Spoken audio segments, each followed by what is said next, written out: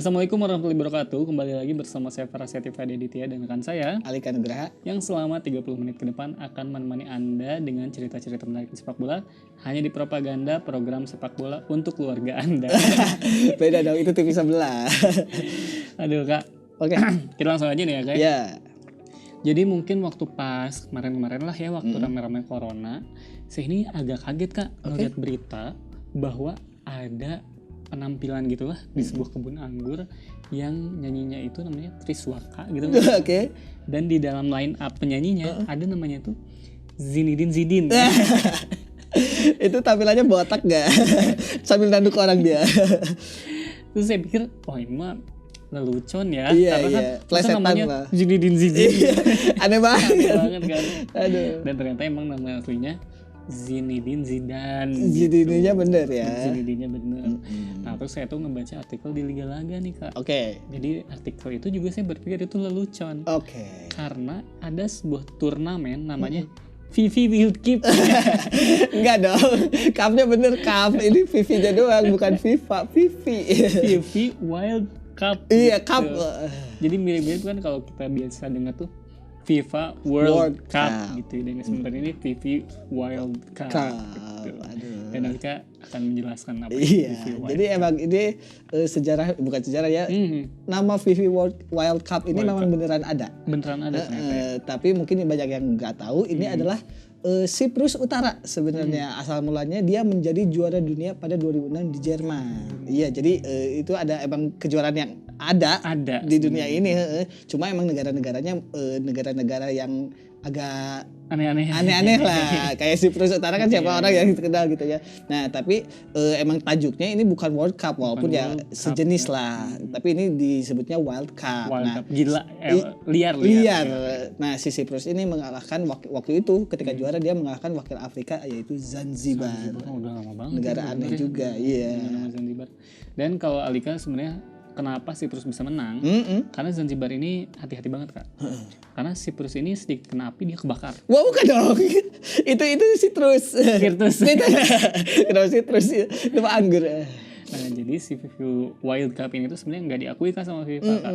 Jadi FIFA Wild Cup adalah kompetisi sepak bola yang mempertandingkan negara yang tidak diakui oleh FIFA. Kayak bukan Xiaomi, dong.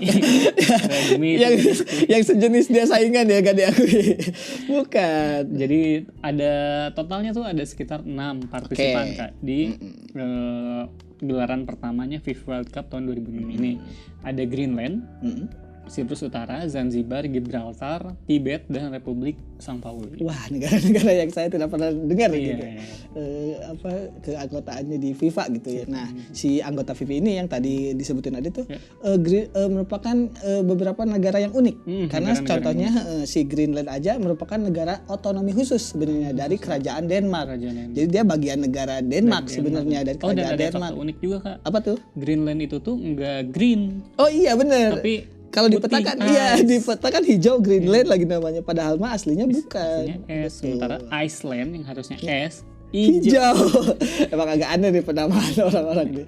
Nah kemudian ada juga Siprus Utara tadi nih. Ya, ada si Siprus ini ada di bawah naungan Federasi Sepak Bola Siprus. Ya, ini Siprus Utara. Benar. Kayak Jember Utara gitu. Iya, bagian utaranya dari Siprus gitu. Nah kemudian ada juga Zanzibar yang merupakan bagian dari Tanzania sebenarnya dan sempat menjadi anggota Konfederasi Sepak Bola Afrika CAF. Jadi dia sempat bagian di FIFA Afrika lah CAF gitu. Cuma dia misah dan bergabung bersama FIFA ini.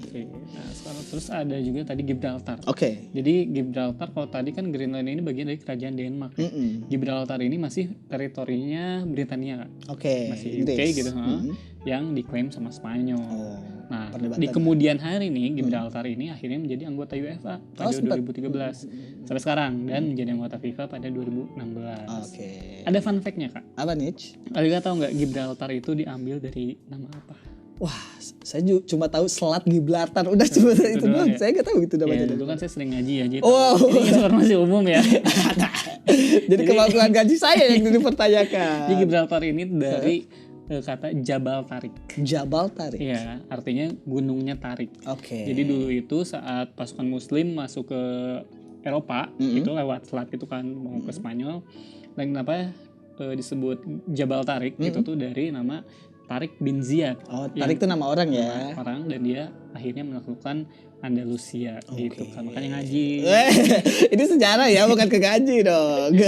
Ada juga ini Tibet kan. Tibet ini merupakan daerah otonomi khusus Cina. Oke. Jadi Tibet ini tuh menganggap dirinya negara sendiri, sementara Cina menganggap Tibet ini bagian emang hubungan yang agak toksik mungkin. Terus ada juga Republik São Paulo yang merepresentasikan area São Paulo di Hamburg sebagai tuan rumah gitu.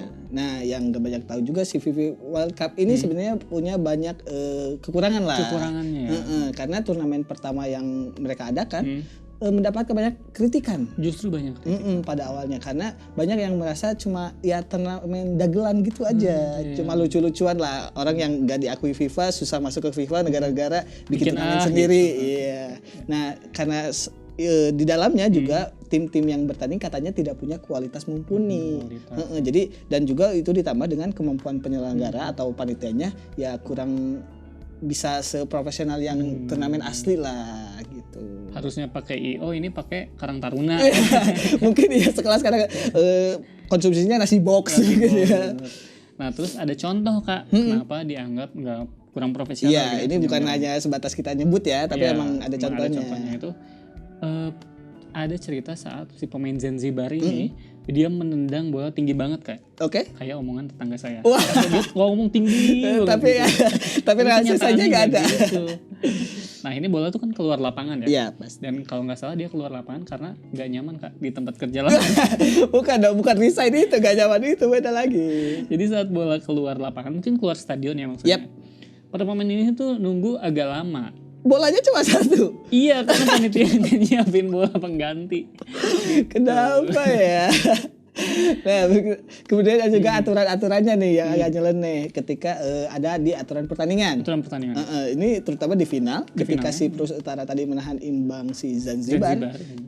Kan tidak ada yang sebenarnya kalau misalnya menahan imbang kan sebenarnya udah jelas gitu aturannya, udah bisa jadi perpanjangan waktu, penalti. Nah, si turnamen FIFA World Cup ini tidak jelas nih waktu keadaan imbang mau dilanjutkan lewat perpanjangan waktu, sistemnya golden goal, silver goal atau bagaimana itu belum ditentukan. Justru menentukan. Jadi nggak ada yang tahu. Nggak ada yang tahu. Jadi waktu itu ketika final, aduh hasilnya seri. Kita gimana nih? Jadi si panitia aja nggak tahu nih kelanjutan pertandingan ini gimana.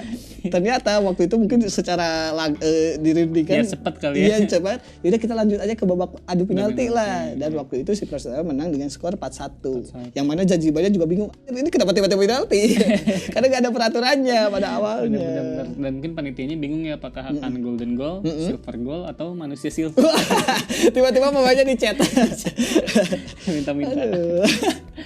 Nah, sebenarnya ini si FIFA World Cup ini tuh ada makna tersendiri Kak. Oke. Jadi kehadiran FIFA World Cup ini adalah bentuk protes terhadap FIFA yang tidak mengakui sejumlah wilayah kecil sebagian anggotanya. Bentuk gitu. protes. Bentuk protes. Nah, memang ada banyak masalah nih Kak dari negara-negara yang ikut si FIFA World Cup. Jadi perjalanannya nggak berjalan mulus ya.